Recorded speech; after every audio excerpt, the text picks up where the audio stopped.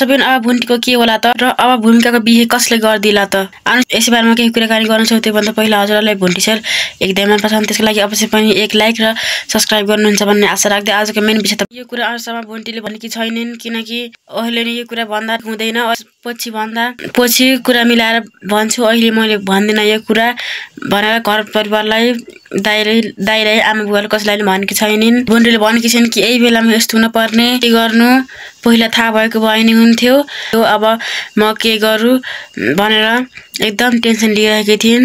आफ्नो दाइले सोध्दा पनि भनिरहेकी थिएनन् तर एकछिनपछि आफैलाई सान्त्वना दिँदै अब यही बन्छ मेरो जिन्दगीको साथ दिने मान्छे भनेर आफैलाई सान्त्वना दिए आफ्नो मनलाई चित्त बुझाएकी छिन्। भुन्दाले पनि आफ्नो बिजनेसमा ध्यान दिइरहेका छन्। अब मैले यो कुरामा अब यी सब कुरामा मैले अब ध्यान दिन सिर्फ अब बिजनेसमा मात्र ध्यान दिन्छु अनि दाइको साफ चुक्ता गरिदिन्छु भनेर काममा जोस देखाइरहेका छन्।